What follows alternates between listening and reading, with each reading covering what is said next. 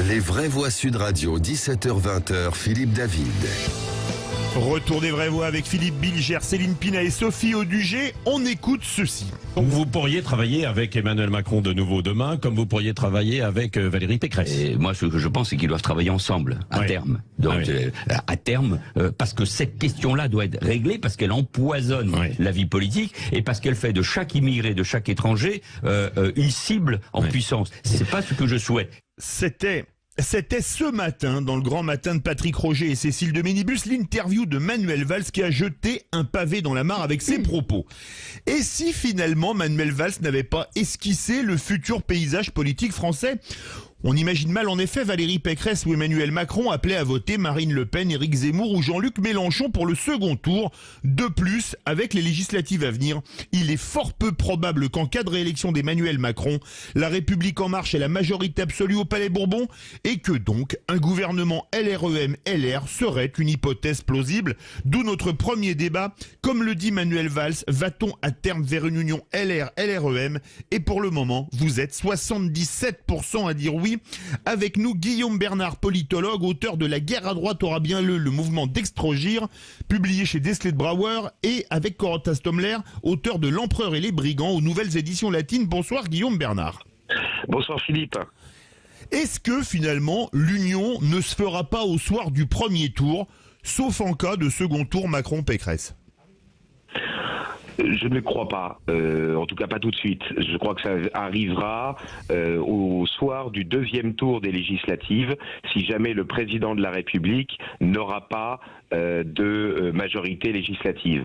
En revanche, que idéologiquement parlant, ce soit une possibilité, oui, c'est absolument certain, et d'autant plus que il y a des convergences sur tout un ensemble de sujets, même si Valérie Pécresse essaie de droitiser son discours, le Karcher, etc., pour essayer d'éviter l'hémorragie vers Éric Zemmour et Marine Le Pen de ses électeurs. Il n'empêche qu'elle tient pour l'essentiel des positions en matière économique, en matière fiscale, qui sont tout de même convergentes avec celles d'Emmanuel Macron, et donc une combinaison, je dirais, d'électeurs et d'élus à l'Assemblée nationale qui pourraient soutenir un même gouvernement, ça c'est parfaitement possible. Mais le jeu politique fait que pour l'instant, en attendant et la présidentielle et ensuite les législatives, sauf à ce qu'il y ait une victoire de Marine Le Pen, voire d'Éric Zemmour à la présidentielle, aucun, ni de Macron ni de Pécresse, ne diront aucun des deux ne dira que ils feront une alliance, parce que évidemment ils vont d'abord jouer leur propre carte. Si en revanche, au soir des législatives, il n'y a pas de majorité pour le président qui aura été élu à la présidentielle, là en revanche, un gouvernement de cohabitation avec Pécresse ou Macron à l'Élysée et une coalition des deux partis dans un gouvernement, ça en revanche c'est parfaitement possible. Philippe Bilger. Je rejoins Guillaume sur le fait que s'il y a une recomposition et qui pourrait entraîner une alliance Pécresse-Macron, elle se fera au second tour des législatives. Mais je dirais en amont, je n'ai pas totalement approuvé les propos de mes amies Sophie et Céline, que j'ai trouvé très négatifs sur Valérie Pécresse. Je ne suis pas d'accord avec elle sur le fait qu'elle serait dans une si mauvaise passe que cela, et j'ai senti dans les propos de Manuel Valls une volonté de continuer à accabler d'une certaine manière Valérie Pécresse en soutenant que bien sûr il y aurait rapidement une identité entre le président et elle-même. Ça rentre dans un procès qu'on lui fait régulièrement et c'est une manière de la décrédibiliser. Je trouve que c'est un peu injuste à l'heure actuelle parce que, au risque d'être trop long, je pourrais égrener toutes les différences fondamentales qui existent encore entre le président et Valérie Pécresse. Et pour finir sur Manuel Valls, j'ai trouvé son attitude ce matin un petit peu équivoque. Il fait des constats qui sont partagées par d'autres, mais à chaque fois il indique que les autres ne seraient pas capables de mettre en œuvre les mesures pour les appliquer de manière républicaine. C'est un peu facile. Quand je l'entends parler de Zemmour, par exemple, il fait rigoureusement le même constat que lui, mais la manière dont Zemmour les mettrait en œuvre ne serait pas républicaine, tandis que bien sûr Manuel Valls, lui, malgré son parcours sinueux, devrait être cru sur parole. Ça me paraît un peu lassant à force. On peut qualifier le parcours de sinueux et transfrontalier. Guillaume Bernard. Voilà. Oui, écoutez, je crois qu'on converge dans le sens où, malheureusement, dans le fond, les clivages partisans ne recouvrent pas une clarté doctrinale. C'est-à-dire que on est avec des forces politiques qui essayent de ratisser le plus large possible. Donc, par conséquent, évidemment, nos candidats à la présidentielle ne brillent jamais véritablement par une cohérence doctrinale et une clarté du discours. Ils essayent toujours, par le biais, par exemple, de certains de leurs porte-parole, d'essayer d'avoir la tendance un peu plus à droite ou un peu plus à gauche de la position que le candidat essaye de tenir. Et donc, par conséquent, évidemment, c'est le système, je dirais, des partis attrape-tout, de ceux qui essayent, évidemment, d'avoir un spectre politique le plus large possible, même si ça n'est qu'une des tendances qui exercera réellement le pouvoir. Donc, sauf à ce que, il y ait une véritable possibilité, je dirais, d'une victoire de Mélenchon, c'est peu probable, mais de Marine Le Pen ou d'Éric Zemmour, c'est envisageable, même s'ils sont encore loin, je dirais, dans les enquêtes d'opinion, et Marine Le Pen est beaucoup plus proche des 50% que ne l'est Éric Zemmour dans un éventuel second tour, mais enfin, sauf à ce que l'un des deux ne soit capable de gagner la présidentielle, on ne voit pas véritablement une alliance directe. En revanche, il est possible que si Valérie Pécresse n'est pas au second tour, qu'elle appelle quand même à voter pour Emmanuel Macron, tout en essayant effectivement de maintenir la possibilité pour LR d'avoir des députés aux élections législatives qui suivront. En règle générale, un président nouvellement élu a, c'est ce qu'on appelle le phénomène majoritaire, une majorité de députés à l'Assemblée nationale. Seulement, c'est vrai que Emmanuel Macron n'a pas réussi à constituer un parti politique enraciné, que LR en revanche a, je dirais, cet enracinement local parce que LR a des maires, a des conseillers généraux, enfin départementaux dit-on maintenant, des conseillers régionaux, et donc par conséquent, il est très possible que, puisque les députés macronistes n'ont pas brillé, je dirais, par leur qualité lors de l'actuelle législature qui est en train de se terminer, et que d'autre part LR a effectivement des élus locaux, il est possible qu'effectivement il n'y ait pas la possibilité pour Macron, même avec son allié MoDem, d'avoir une majorité, et auquel cas qu'il y ait une forme de cohabitation ou de convergence qui se fasse lors des législatives. Mais il est certain que on ne doit pas, je dirais, aujourd'hui on ne peut pas véritablement totalement, je dirais, faire le scénario de la présidentielle et des législatives, tout simplement parce qu'Emmanuel Macron n'est toujours pas candidat. Je sais bien qu'il est vraisemblable, qu'il est le plus vraisemblable qu'il sera candidat, mais pour l'instant, il ne l'est pas encore. Et donc, par conséquent, moi, je crois que effectivement, Valérie Pécresse, au-delà de la sensibilité que l'on peut avoir et de la sympathie qu'on peut avoir pour elle, elle est une candidate très sérieuse pour la présence au second tour et pourquoi pas pour une victoire. Céline Pina. Je pense que le problème que Valérie Pécresse partage avec Macron, pour l'instant, c'est l'incapacité à atteindre la dimension civilisationnelle. Et ça, pour le coup, Éric Zemmour l'a bien compris et le porte bien. Et c'est ce qui fait qu'il a pu émerger comme ça dans une campagne qui était quand même où on se pensait que les choses étaient déjà jouées par avance. Donc ça, cette dimension, elle est logique parce que tous les deux ont une dimension technocratique beaucoup plus que politique. Ce sont des gens qui pensent quand même au fond d'eux-mêmes que finalement, quand il y a un problème, il y a une seule solution et qu'il suffit de mettre en place des moyens adéquats aux fins que l'on veut obtenir et puis les choses se passent très bien. L'idée de regarder à très long terme, l'idée de façonner le pays, ils ne l'ont pas forcément. Et du coup, il y a à peu près les mêmes faiblesses, c'est-à-dire vous allez avoir par exemple des gens qui vont vous parler de réindustrialisation sans être capables de vous parler aménagement du territoire, d'avoir une vraie politique pour les grands champions, d'être capable de taper sur la table par exemple en disant mais non seulement j'imposerai le centrales nucléaires et on arrête avec ces histoires d'énergie, pas toutes les énergies renouvelables, mais au moins d'éoliennes. Non seulement je vais investir et je vais vous montrer comment je vais le faire, non seulement je vais réindustrialiser vraiment mon pays et voilà qu'est-ce que je vais ramener sur place, voilà quels sont les besoins que je vais développer. Ces discours-là, on ne les a ni d'un côté ni de l'autre. Et comme par ailleurs, quand ils ont gouverné à peu près de la même manière. Macron a appartenu au gouvernement du PS, Hollande, entre nous, les Français n'ont pas vu d'immenses différences entre une gestion par la gauche et une gestion par la droite, en tout cas sur un certain nombre d'items. Donc aujourd'hui, l'idée que ces deux-là puissent se rapprocher ne paraît pas indécente.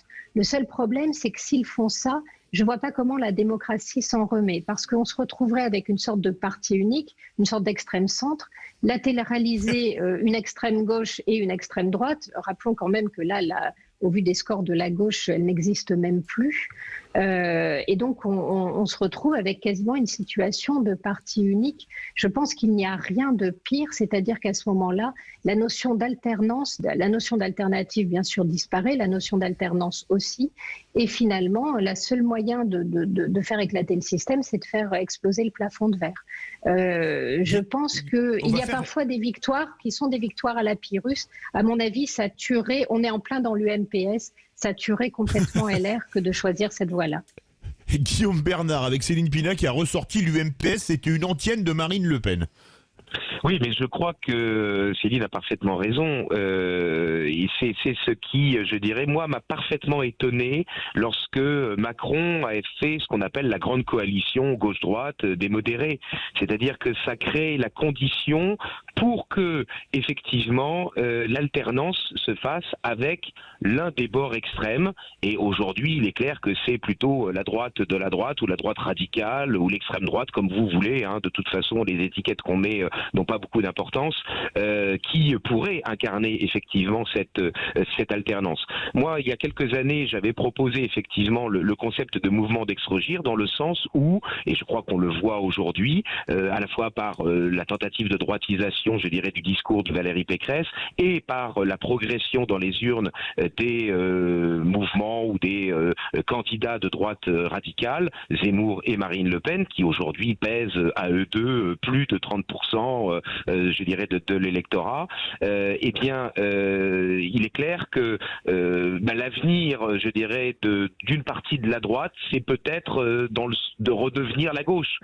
Si on admet que le libéralisme est philosophiquement une philosophie politique qui vient de la gauche, eh bien, par la pression qui viendrait désormais par la droite du spectre politique, par le gonflement, je dirais, de l'électorat et de l'adhésion de cet électorat à des positions de droite radicale, eh bien, dans le fond, il y a un déplacement des forces politiques, non plus de la gauche vers la droite, comme ça a été le cas pendant quasiment 2 siècles depuis la Révolution française, mais désormais de la droite vers la gauche. Et si effectivement, après la grande coalition macronienne, il devait y avoir une convergence LR, ou du moins d'une partie de LR, parce que sans doute que tout LR n'irait pas dans cette alliance avec Macron, si jamais il devait y avoir donc cette grande coalition encore plus élargie à LR, il est clair que l'alternance se ferait désormais entre la droite, c'est-à-dire l'ancienne droite radicale, et de l'autre côté, eh bien, effectivement, cette grande coalition qui incarnerait ce qu'il serait désormais la gauche. Voilà. Sophie Audugé. Oui, alors plusieurs choses. Tout d'abord, je ne veux pas du tout peiner Philippe Bilger. Je faisais juste remarquer qu'effectivement, aujourd'hui, le discours de Valérie Pécresse n'est pas vraiment un discours qui se distingue du reste du paysage politique. Effectivement, on aurait pu penser qu'en gagnant cette primaire, elle pourrait justement porter quelque chose de différent et vraiment être très différenciée par rapport à Emmanuel Macron. En tous les cas, aujourd'hui, c'est pas ce qu'on entend. Alors, Philippe pourrait sans aucun doute en faire l'énoncé, mais en l'occurrence, ce qui serait bien, c'est que ce soit elle qui le fasse et que dans les médias, le peuple puisse effectivement savoir être capable de les distinguer. Après, c'est ce que disait évidemment Guillaume Bernard, c'est-à-dire que sur le papier, si on a une approche, on va dire, pragmatique de l'appareil politique, il est évident que Macron, avec sa position et la possibilité quand même très forte qu'il arrive au second tour, et le pouvoir des députés et de la présence présence et de la plus grande expertise politique des Républicains, c'est sûr que les deux peuvent être quasiment imbattables. Quant à Manuel Valls, je pense que quand on a eu la place qu'il a eue, il aurait tout à fait pu se présenter, il l'a pas fait.